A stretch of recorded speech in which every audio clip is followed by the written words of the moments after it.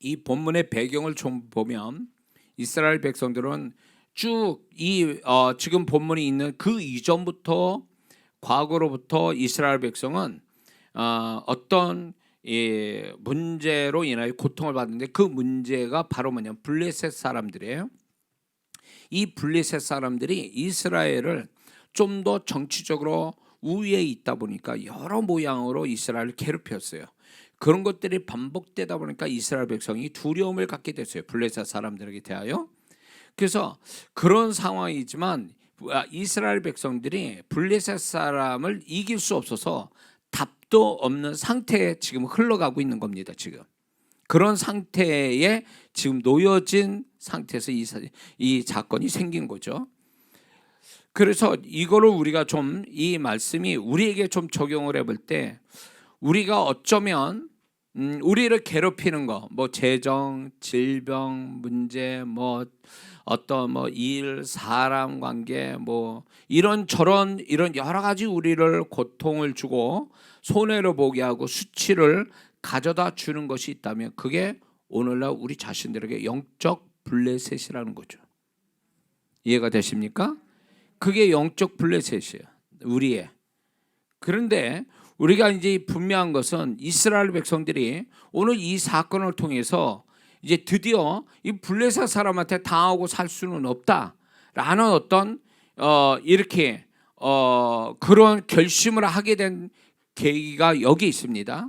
그래서 더 이상 무시당할 수도 없고 그리고 이런 거에 무기력하게 운명처럼 또 받아들여서도 안 된다라는 생각을 이스라엘 백성이 가진 것처럼 우리도 이 한 해를 살아가면서 우리를 괴롭히는 영적 블레셋에 대하여 우리가 그래 이거는 운명이야 하고 받아들이거나 이런 거에 대해서 나는 어떻게 해결할 수 없어 이스라엘 백성 같은 태도를 갖는다든가 아니면 시간이 흘러가면 자연이 어떻게 될 거야 라는 생각 내지는 하나님이 어떻게 해 주실 거야 이런 막연한 생각을 우리가 가지고 이 한 해를 출발하면 안 될 줄로 믿습니다.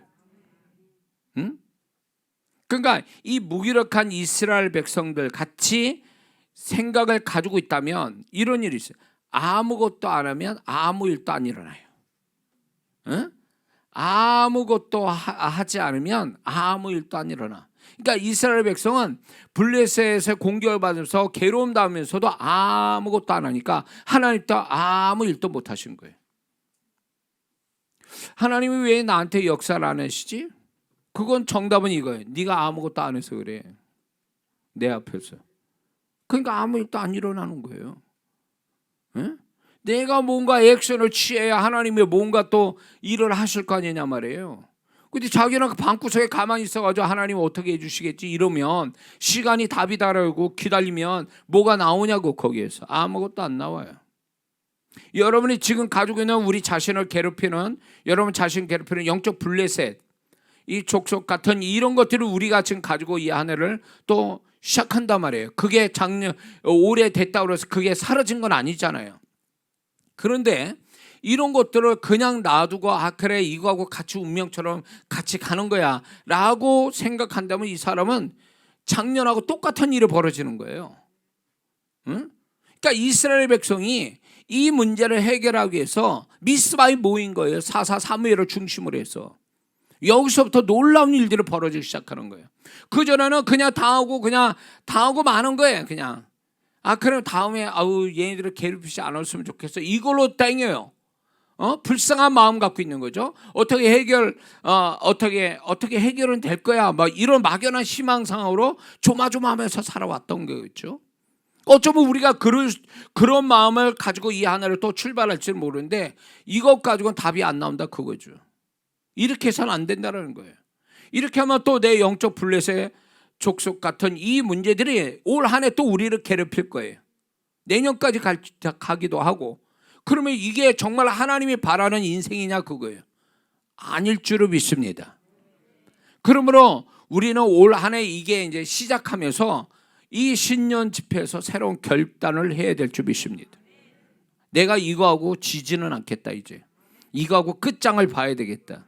그래서 이 부분에 대해서 이게 하나님 뜻도 아니기 때문에 나는 반드시 이 문제를 해결해서 하나님의 진짜 온전한 축복 나를 괴롭히는 것이 사라져서 하나님이 나에게 주시고자 하는 온전한 축복을 내가 받겠다라는 결심은 하고 시작해야 되지 않냐 말이에요.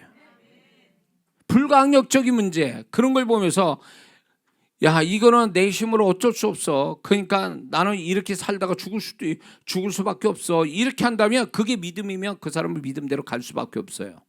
잘 들으세요. 고린도전서 10장 13절에 우리에게 감당치 못할 시험을 주신 하나님이 아니라고 분명히 말씀하고 계시죠. 우리가 어떤 문제를 만나도 그게 감당을 할 수가 없어서 하나님이 감당 못할 주셔서 우리가 이거 가지고 망하라고 주신 적이 없다, 그 얘기예요. 근데 우리는 왜 이거를 자꾸 감당 못하는 것처럼 흘러갈까요? 이게 계속 나를 괴롭힐까요? 아까 얘기한 믿음을 표현하지 않아서, 그리고 아무것도 안 하고 가만히 있어서, 그것밖에 없어요. 하나님이 우리의 모든 맞추어서 맞춤 고난도 주시는 하나님인데 감당하라고. 근데 감당을 못해. 그러면 하나님이 그러면 약속이 틀렸다는 얘기예요? 거짓말하고 있다는 게 그게 아니거든. 근데 내가 실제로 삶 속에서는 감당이 안 돼. 그거는요, 육으로 대항하니까 육으로 혼으로 세상 계산법으로 그거를 들이대니까 안 되는 거지, 그게. 어? 하나님이 감당할 만큼만 주셨다 할 때 감당이라는 게 내 육의 힘만 가지고 감당된다는 얘기가 아니에요. 우리가 가지고 있는 모든 믿음과 영적을 총합해서 대항해야 이게 감당이 된다, 그 얘기예요. 근데 그런 걸 아직 않는데 무슨 역사가 오겠어요? 그걸 안 쓰고 있는데.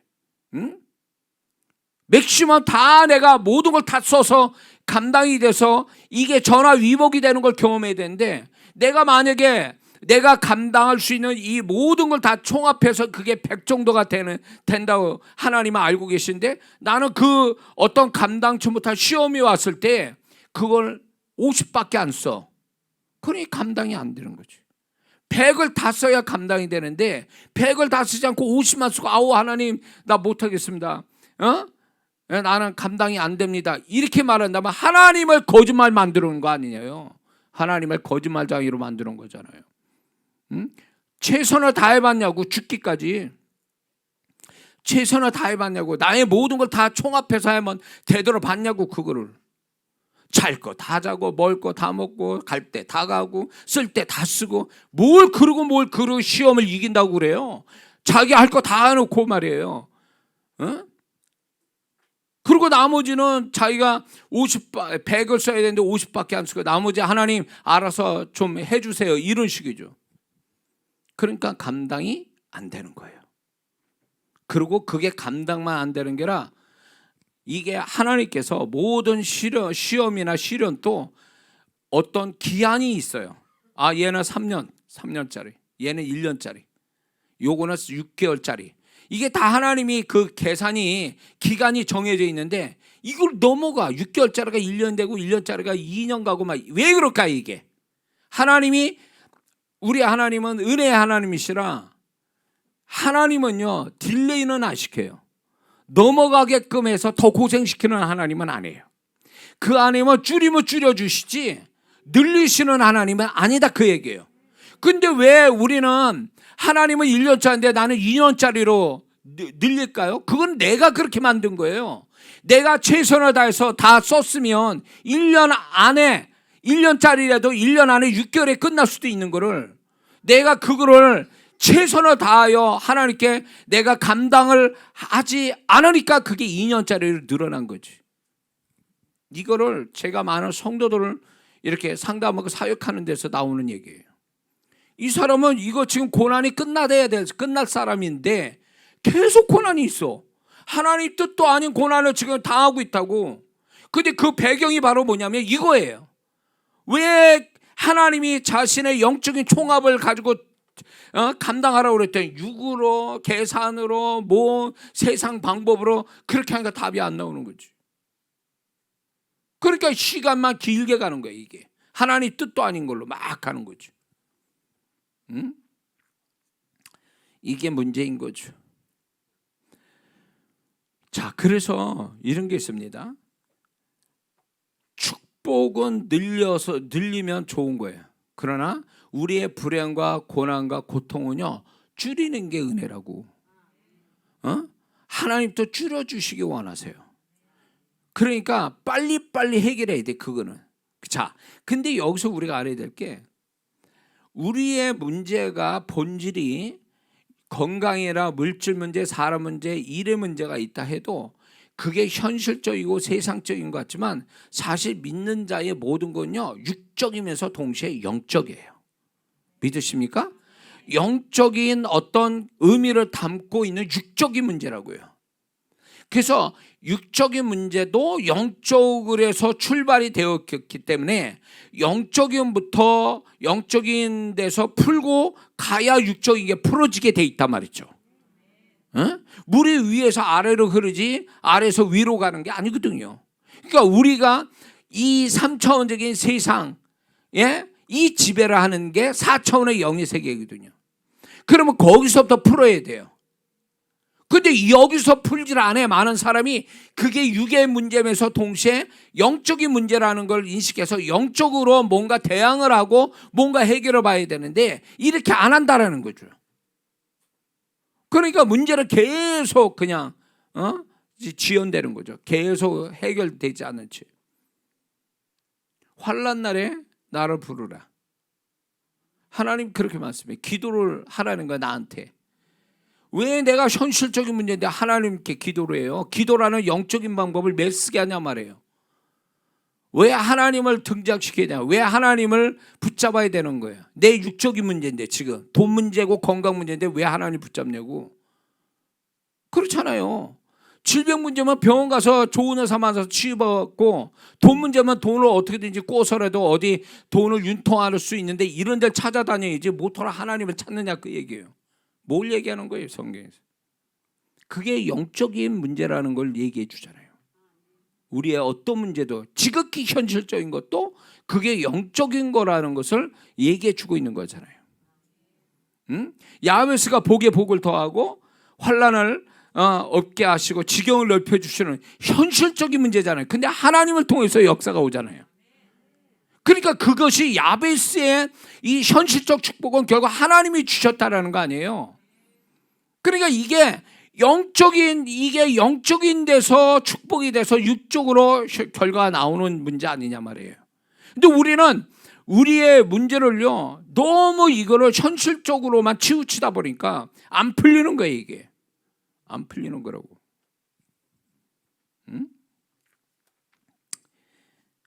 그래서 많은 사람들이 이 자신의 문제를 좀 더 영적으로 해석해서 영적으로 풀어가려고 하는 이런 태도를 갖지 않으니까 자꾸 그게 감당이 안 되고 지연이 되는 이런 문제가 생기는 거죠. 그래서 이스라엘 백성이 지금 블레셋이라는 현실적인 고통을 받고 있는 이런 문제에 대해서 사무엘이 미스바에 모이라고 그러잖아요. 전쟁을 치르려고 군인들을 부른 게 아니란 말이에요. 온 족속 12지파 사람들 불러다가 뭘 했냐? 영적 작업을 하잖아요.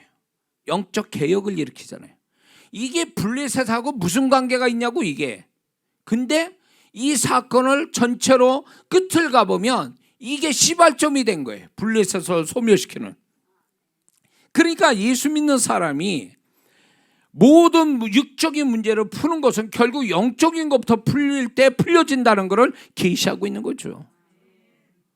4.4 사무엘을 통해서 이제 이스라엘 백성들이 다 모여서 이제 영적으로 자세를 바꾸자, 새롭게 하자 이렇게 결단해서 그들이 3절, 4절, 6절 이렇게 쭉 가보면 10절까지 다 쭉 가보면 그들의 마음을 여호와를 향하게, 그동안 다른 데를 향하고 우상에 향하고 있던 마음을 여호와께 향하고 우상을 제거하고 금식하고 합심 기도하고 회개하고 제사 드리고 선지자의 또 4.4 사무엘의 중복 기도가 또 들어가고, 그래서 이들이 영적으로 연합을 했다 그 얘기예요. 이게 블레셋 사람을 해결하는 거하고 별개처럼 보이지만 하나는 영적인 일이고 하나는 육적인 일인 것 같지만 이게 영적인 일이 육적인 것을 해결하는 이게 시발점이 되고 영적인 일에 곧 육적인 일에 관계가 있다는 걸 계시하고 있는 거죠.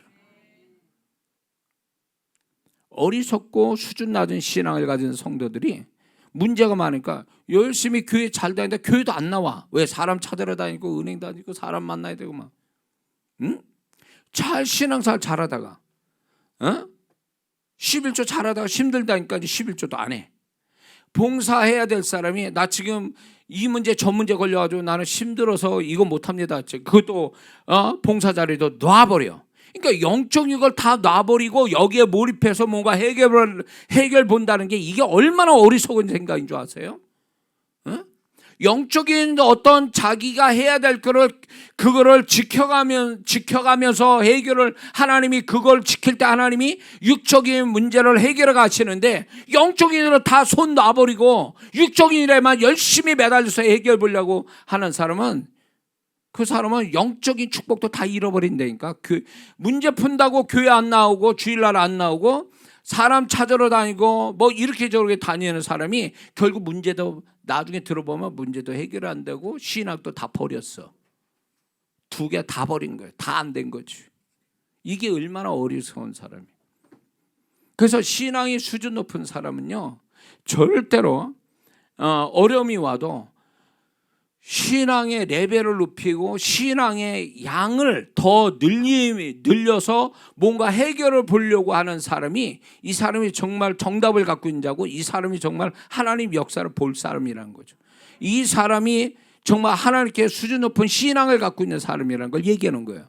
그래서 사람은 한번 시련이나 문제를 겪어보면 그 사람 신앙이 다 들통나게 돼 있어요. 평상시에 아우 신앙 좋으시네요 뭐 그건 사람이 하는 말이지. 그 사람이 신앙 좋은 거는 한번 환난을 겪어봐야 하는 거예요. 응? 환난을 겪고 나면 환난을 당하고 있을 때 이 사람이 그전보다 더 기도 많이 하는가, 그전보다 예배를 더 잘 드리는가, 그전보다 더 하나님 일을 열심히 하는가, 그전보다 하나님을 더 찾는가, 이런 어떤 이것을 통해서 그 사람이 신앙이 좋구나, 저 살아있는 신앙을 갖고 있구나, 그걸 보면서 그 사람 이제 저렇게 열심히면 하나님이 해결해 주시겠구나, 이렇게까지 우리가 예측하는 거죠. 믿습니까? 자, 그래서 이스라엘 백성들이 이제 미스바에 모였습니다. 근데 이것이 그들이 자신의 신앙 개혁만을 위한 것이 아니라 블레셋 사람을 이기기 위한 어떤 영적 작업을 시작한 거예요, 사실은. 근데 전쟁한다는 얘기는 안 하죠. 다만 영적인 작업을 이제 하나님 앞에 자신들의 잘못을 다 고백하고 하나님께 투명한 관계를 갖는데 이게 이제 영적 개혁, 영적 부흥을 갖기 위해서 힘쓴 거죠. 어디에서? 미스바에서. 근데 이 미스바라는 이 지역이 이 현장이 아주 의미심장해요.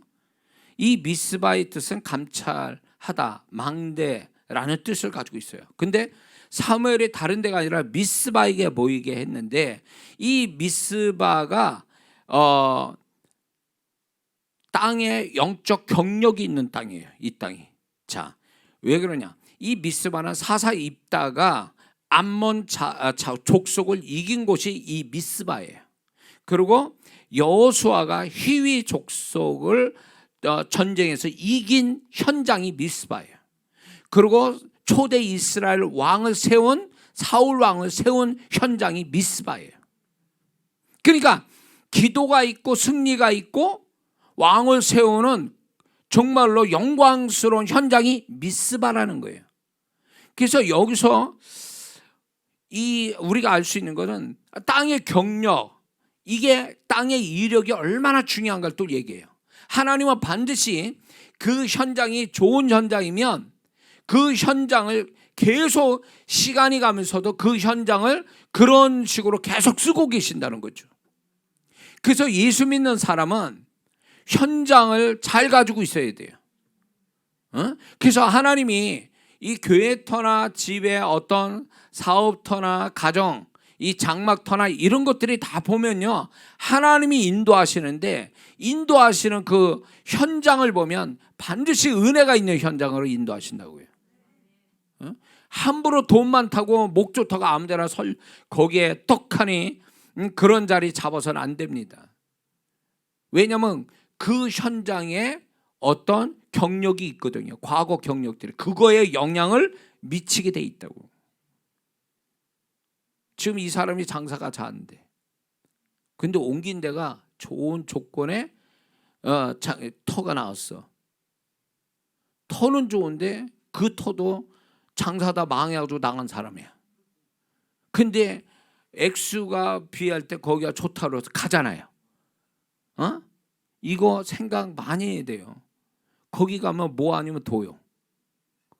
그 사람은요. 왜냐?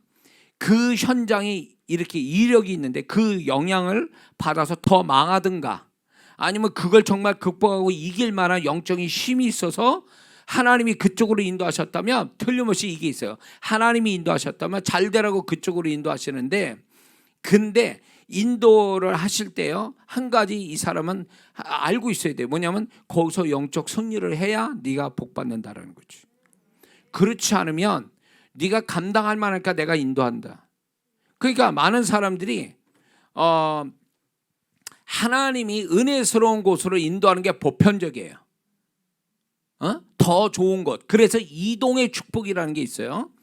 이 사람이 이쪽에서 저쪽으로 옮길 때 하나님은 반드시 이동시킬 때는요 그 전에 있는 것보다 더 좋은 곳으로 이끄시는 게 하나님 뜻이에요. 그런데 은혜스러운 쪽으로 다 가게 하지만 이게 보편적이지만 특별한 케이스가 뭐냐면 이 사람에게 그 현장이 참 하나님이 주시기에 좋은 현장이 근데 영적인 이력으로 볼 때 안 좋은 이력을 갖고 있어요.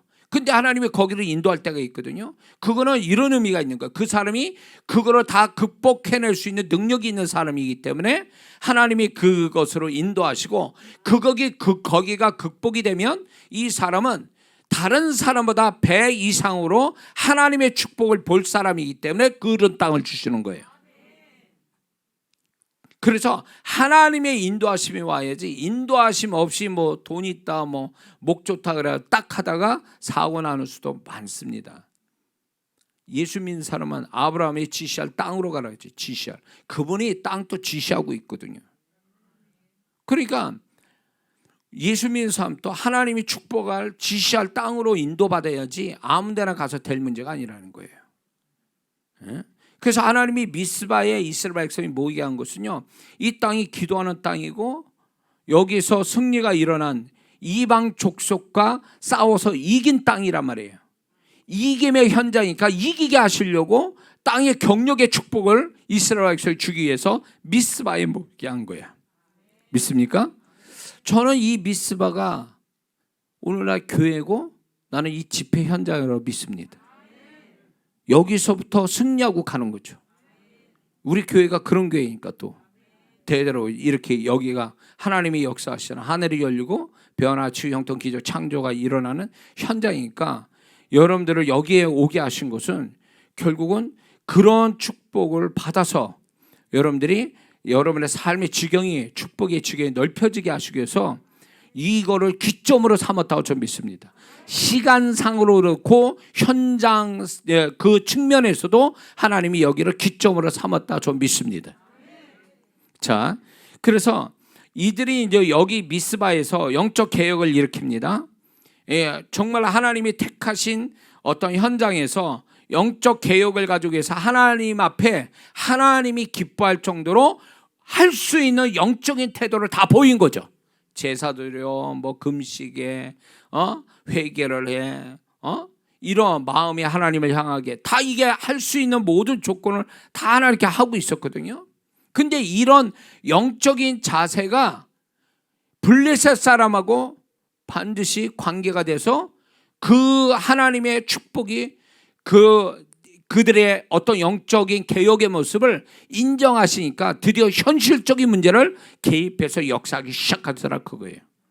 그러니까 여러분들이 지금 여기서 말씀 듣고 뭐 기도하는 게 내가 지금 현실적으로 가지고 있는 게 이거하고 무슨 관계가 있냐, 이게 무슨 큰 도움이 되겠냐 했지만 여러분들이 지금 이거 하고 있는 게 하나님을 기쁘시게 하고 하나님이 만족하다면 하나님이 직접적으로 여러분의 모든 육적인 삶에 개입해 들어가신다 그거예요. 이스라엘 백성에게 개입하듯이 우리의 삶에 같이 개입하신다는 거예요. 믿습니까? 이 하나님을 영광 박수 올려드립니다.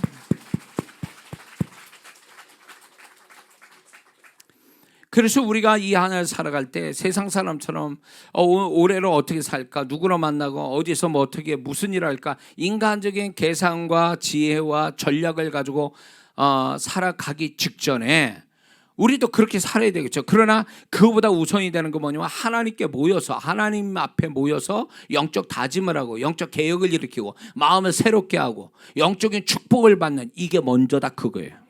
그래서 우리가 새해에 이렇게 하나님 앞에 모여서 이렇게 말씀 듣고 회개도 하고 기도하고 막 이러는 것들이 헛되지 않아요. 내 현실하고 이게 상관이 없는 게 아니라 밀접한 관계가 있다는 거 믿습니까? 그래서 하나님의 역사의 시작, 믿는 자의 역사의 시작은 어디냐? 영적 작업을 하는 데서부터 시작이 되는 거예요. 자, 르비딤에서 모세와 여호수아가 르비딤의 아말렉 족속하고 싸울 때 어떻게 했습니까? 모세가 산에 올라서 기도하죠. 여호수아는 칼을 들고 싸우고. 근데 여기서 결정권을 누가 갖고 있냐? 모세의 기도가 결정권을 갖고 있잖아요. 모세의 팔이 내려오면 싸움이 지고 올라가면 이기고. 그러니까 여호수아가 칼을 들고 싸우긴 싸워도 이 모든 승패의 어떤 그 결정권은 모세가 가지고 있는 거예요. 이게 뭘 얘기해요? 영적인 것이 우리 현실의 모든 걸 좌우한다는 거죠. 근데 믿음이 어리석은 사람은 이 영적인 내 어떤 그 삶의 모든 모든 결정이 되는 게 영적인 삶이 아니라, 영적인 하나님 앞에 어떤 행위가 아니라 자기가 세상에서 어떻게 지혜롭게 하느냐, 이게 결정이라고 생각하는 이 잘못된 생각을 가지고 있다는 거예요. 위험하죠. 위험한 거예요. 제가 주의를 굉장히 주의를 성도분한테 잘 지키라고 강조를 하는데, 주의를 뭡니까? 첫날이잖아요. 한 주의 첫날이잖아요. 이 첫날을 하나님께 드림으로 인해서 하나님이 만족해 하시면요, 그 일주일을 그분이 책임져 주세요. 그래서 주일이라는 건 결국 우리를 축복하려고 하나님이 첫날을 주신 거지, 영적으로 하나님을 기쁘시게 하면 나머지 내 육적인 삶을 그분이 책임져 주신다는 거 아니에요. 왜 근데 이거를 안 하느냐 이런 거예요. 왜 인색하고 말이에요. 왜 하나님을 기쁘시게 하질 않느냐 이거예요. 그러니까 주일을 드린 것도 아니고 안 드린 것도 아니고, 그러니까 삶이 애매모호한 삶이 나오는 거예요. 저는 주일과 11조가 예수 믿는 사람의 축복의 반 이상을 차지해요. 주일은 시간과 건강과 생명에 관한 축복을 주신다면 11조는 재정의 축복을 주시죠. 인간이 가지고 있는 가장 중요한 두 가지, 시간과 재정, 물질, 이게 인간 살아가는 어떤 중요한 두 가지 요소잖아요. 이거를 주일과 11조에서 하나님이 은혜를 주시려고 작정한 거예요. 그래서 이 11조와 주일이 얼마나 중요하면 율법 있기 전부터 있었던 거 아니에요. 그 정도는 그게 중요하다는 걸 하나님이 얘기해 주고 있는데, 오늘날 예수 믿는 사람이 이거를 다 합리화시키고 변명되고 핑계대고 이러니까 자기 축복 자기가 깎아먹고 있는 거예요. 그게 이게 영적으로 하나님이 첫날을 하나님을 미스바에서 모여서 이스라엘 백성이 하나님을 정말 영적으로 하나님이 기뻐할 만큼의 다 최선을 다하니까 하나님이 그의 문제를 해결하시잖아요. 언제 전쟁 치르자고 모였습니까? 그들이? 아니잖아요. 우리가 이럴 때일수록 우리가 더 영적으로 하나님 앞에 바로 서야 된다, 이거를 사무엘이 얘기하니까 온 백성이 같이 미스바에 모여가지고 하나님 앞에 바로 서자는 신앙 존재, 이거를 바로 서자고 모인 거 아니에요. 근데 그게 영적인 축복이 육적인 축복으로 흘러가게 됐잖아요. 이거예요. 우리가 주일과 11조 드린다는 얘기는 바로 그런 얘기인 거죠.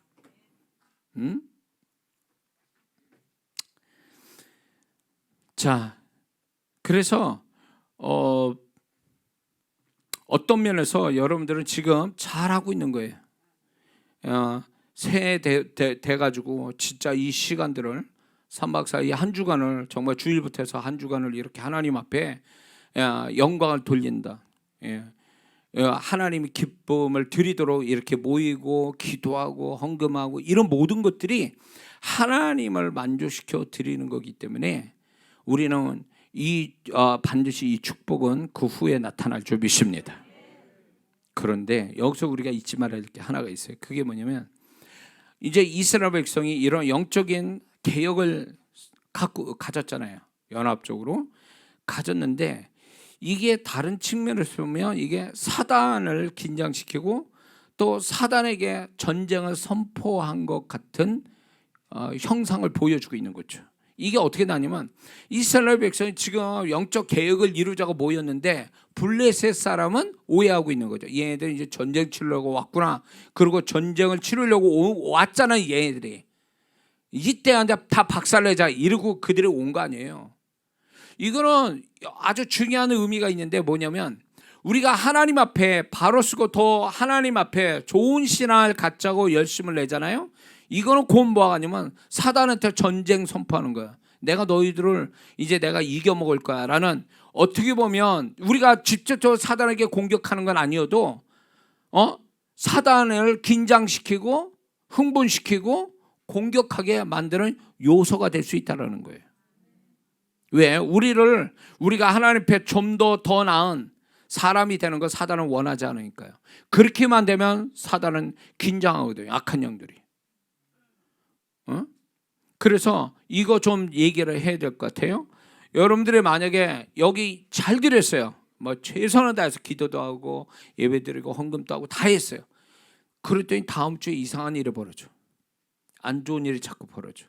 없었던 안 좋은 일이 생기고 안 좋은 건 더 안 좋아졌어. 그러면 이런 생각하죠. 뭐야, 지난주 그렇게 하나님께 열심히 했는데 왜 이런 일이 벌어지지? 그러면서 실망하면서 낙심이 되고 하나님을 의심할 수 있어요. 하나님을 의심하지 마세요. 여러분들이 잘했기 때문에, 2주간에 잘했기 때문에 사단이 그냥 안 있는 거예요. 영적 블레셋 족속이 지금 흥분해서 난리를 치려고 역사하는 거예요. 그러면 이게 지는 싸움이냐? 아니라는 거죠. 지는 싸움이 아니라 이제 아주 박살을 내서 끝장을 보게 하는 시발점이 되는 거예요. 그러니까 여러분들이 이 한 주간을 하나님께 잘 보낸 다음에 다음 주에 이상한 일 벌어서 슬프고 속상하고 이런 일이 있어도 절대로 거기에 휘말리지 마세요. 그래서 미리 말씀드리는 거예요. 이게 내가 하나님께 지난주 잘했더니 귀신들이 역사하려고 발악을 하는구나. 지금 내가 가지고 있는 영적 블레셋 가지고 역사를 하려는구나. 이런 식으로 해서 이 말씀을 대입하라는 거죠. 그래서 이제 드디어 이제 하나님이 이 사건을 나의 사건으로 만들어 주시려고 시작하시는구나. 믿습니까? 그러면 정말 놀라운 게 뭔지, 내가 성경의 인물이야 그러면? 이렇게 생각된다고요. 감히 내가? 근데 맞는 얘기예요. 성경의 인물이 내가 될 수 있다라는 거예요. 그래서 이 말씀을 미리 말씀해 드리는 거예요. 내가 주님 앞에 주님 기쁘게 드리려고 내가 잘 이 안에 신앙으로 존재값과 신앙을 높이려고 애를 쓰는 영적 개혁의 이런 시간들을 보낸 것들이 결코 하나님께서 기쁘게 받으셔서 이제는 그 블레셋 싸움에 이제 허락하시는 거예요. 그러나 우리가 지는 싸움하는 게 아니라 이거로 박살을 내서 완전히 소멸시키는 이 이스라엘 백성이 끄트머리에 일것과 같이 그 끝의 사건을 우리한테 주시려고 시작하신 거라고. 그래서 두려워하지 말고 낙심하지 말고 누구를 원망하지 마세요. 이거는 영적인 문제니까. 할렐루야. 자, 이스라엘 백성에게 이런 모습을 보였을 때에 에벤에셀이 5가지 에벤에셀이 나타납니다. 에벤에셀 아시죠? 하나님이 여기까지 우리를 도우셨다 뜻이지만 원래 뜻은 도움의 돌이라는 뜻이잖아요. 그래서 하나님께서 우리를 도우시는 그 어디까지 우리를 도우시는지 지금 이 5가지가 나타나거든요. 이 본문에서는요. 그래서 이 5가지의 에벤에셀이 우리가 이 안에 경험되어질 5가지 에벤에셀이에요. 첫 번째 뭐냐? 하나님이 이들의 영적 계획을 갖자고 모여서 열심히 냈더니 블레셋이 와가지고 협박하고 막 두려움을 확 주는데 하나님이 어떻게 했더랬어요? 자연 환경을 통해서 우레를 통해서 이들을 패하게 만드셨다 그랬거든요. 이건 결국 뭐냐면 환경을 하나님이 조성시키는 거예요. 이스라엘 백성들에게 유리하도록 환경을 하나님이 조성시켜 주시는 거예요. 이 사건이 우리에게 온다는 거예요. 내가 수고하지 않았는데 요셉처럼 내가 수고하지 않았는데 하나님이 내가 하나님 앞에 잘 드려진 지금 이런 시간들로 인해서 하나님께서 우리에게 유리하도록 그동안은 불리했는데 이제는 유리하도록 환경적으로 만들어 가신다 그 얘기예요. 믿습니까? 그래서 여러분들 나 이건 애쓰고 힘쓰지 않은데 왜 이런 일 이런 사람 이런 것들이 나타나지 나한테 유리하도록 나한테 도움이 되도록 그러면 이 사건이 시작된 거예요. 감사해야 돼요.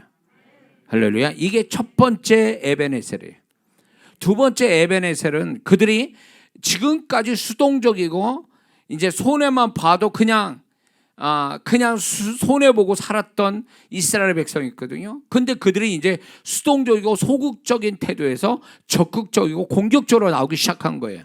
그래서 그들이 그 하나님과 함께 이기는 사건이 생기는 거예요.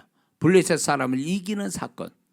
그래서 그동안 져왔던 것들이 이제는 진 게 아니라 이제 이기는 사건이 나는데 뭘로? 세 가지 연합을 통해서 이기는 역사가 온 거예요. 이스라엘 백성이 뭐냐면 12족속이 연합하는 거.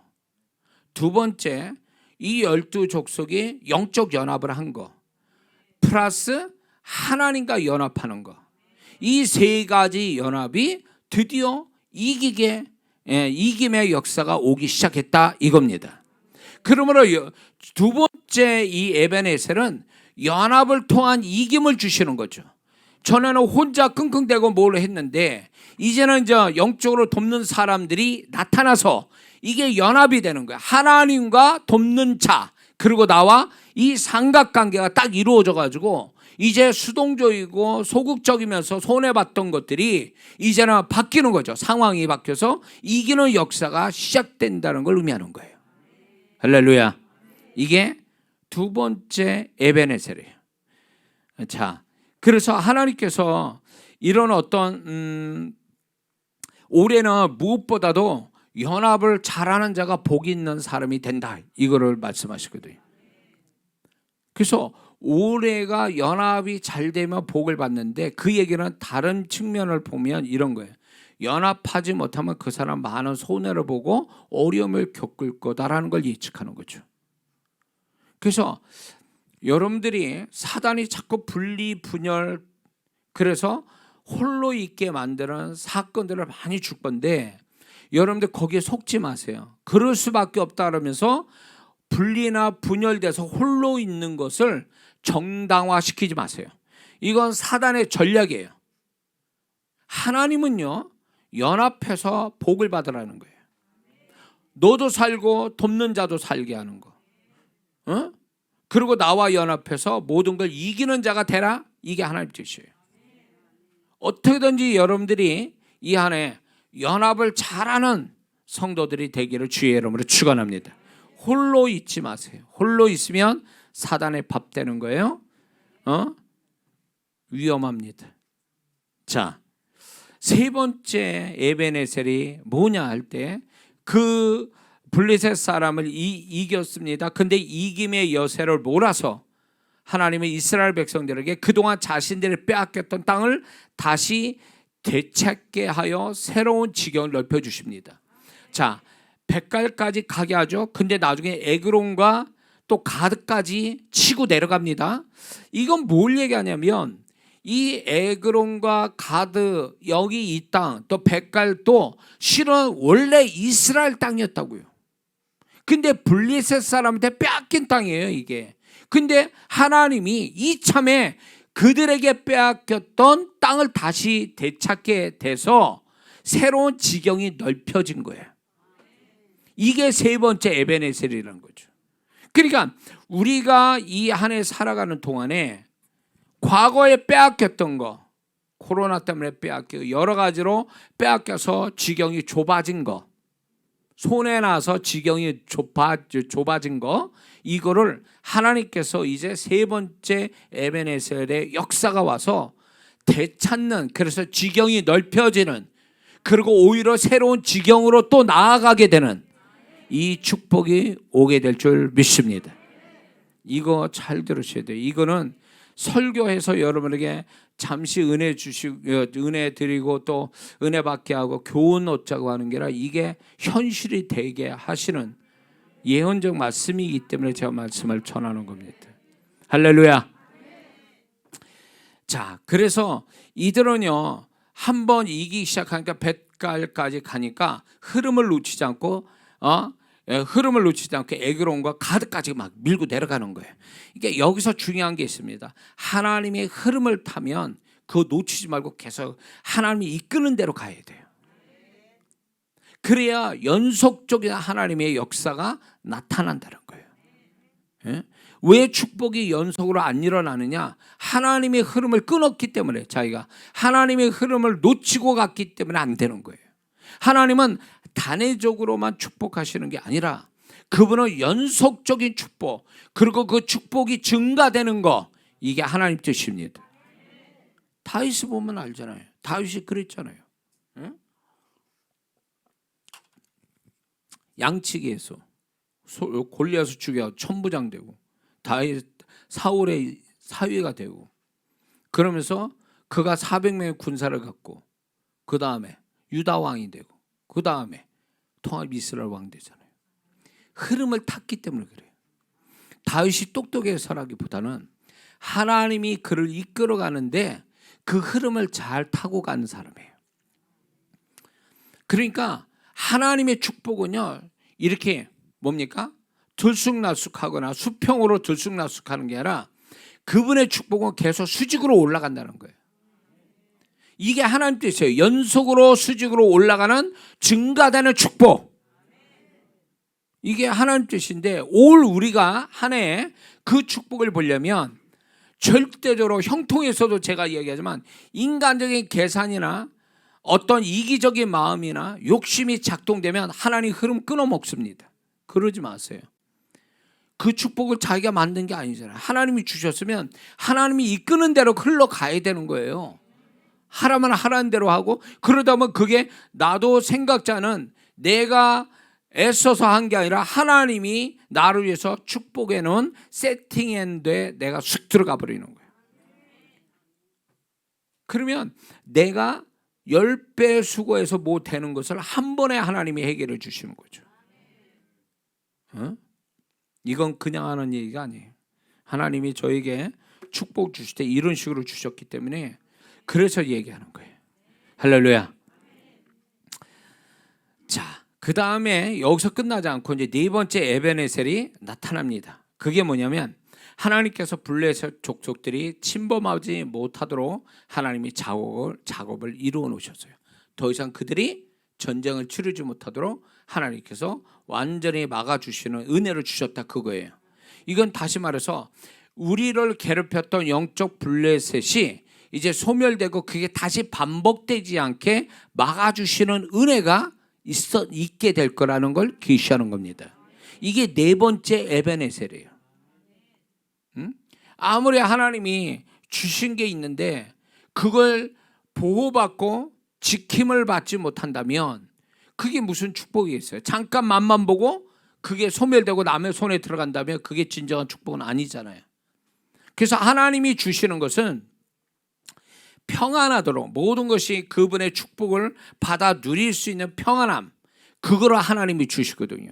올해 그게 우리가 경험돼야 될 사건인 줄 믿습니다. 자, 이제 마지막 다섯 번째 에베네셀은 뭐냐 할 때, 이스라엘이 이제 드디어 아모리 족속하고 평화를 갖게 됩니다.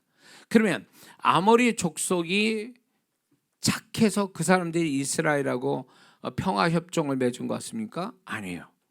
블레셋 족속을 깨부시는 걸 보고 이들도 이참에 틈을 노려서 이스라엘을 집어삼키려고 대기하고 있었던 족속이거든요. 아모리 족속이. 근데 블레셋을 쳐부시고 나니까 얘네들이 겁을 먹은 거죠. 그러니까 우리는 싸울 의사가 없어. 그러니까 우리가 평화 협정을 맺자 이렇게 하는 거예요. 그러니까 이스라엘이 힘을 가지니까 이제 공격하려고 하는 아모리 족속조차도 평화 협정을 하게는 원수가 이제 친구가 되는 이런 역사가 온 거죠. 이게 5번째 에벤에셀이에요. 다시 말해서 우리가 이 한 해를 살아가는 동안에 나를 공격하고 넘어뜨리려는 새로운 영적 블레셋, 다시 말해서 영적 아모리 족속을 하나님께서 절대 공격하지 못하게 하고 오히려 원수가 친구가 되어지는 그런 은혜를 오래 주시려고 이 말씀을 주신 줄 믿습니다. 자, 그래서 우리가 이 말씀을 통해서 이 사건이 옛날 단회적 사건이 아니라 우리가 이 하나님께서 미스바에서 이들이 하나님께 행한 그 모습들, 그래서 그 모습을 우리가 가졌을 때 그 다음 사건들이 벌어지는 것을 우리도 경험시켜 주시기 위해서 우리에게 예언적으로 말씀하신 줄로 믿습니다. 그래서 만약에 그런 일이 벌어진다, 여러분들이 지금 이렇게 하나님께 삼박사를 잘 드리고 난 다음에 그 다음에 이거와 유사한 사건이 생기면 이게 교본이 되는 거예요. 이게 공식이 되는 거예요. 그러면 이렇게 가야 되는구나. 2번째, 3번째로 흘러가고 3번째 에벤에셀, 4번째 에벤에셀, 5번째 에벤에셀이 곧 오겠구나. 이렇게 사는 것이 하나님의 뜻인 줄 믿습니다. 그래서 이 안에는 하나님이 여기까지 날 도우셨다. 이게 5가지만 아니라 50가지의 하나님의 에벤에셀을 경험하고 간증하는 우리들이 반드시 되어야 될 줄 믿습니다. 이 시간이, 이 현장이 사무엘이 이스라엘 백성과 미스바에서 했던 그거와 유사한 시간이고 현장이 이 시간인 줄 믿습니다.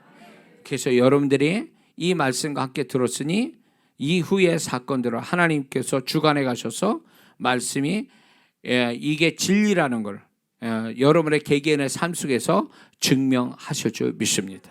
기도하겠습니다.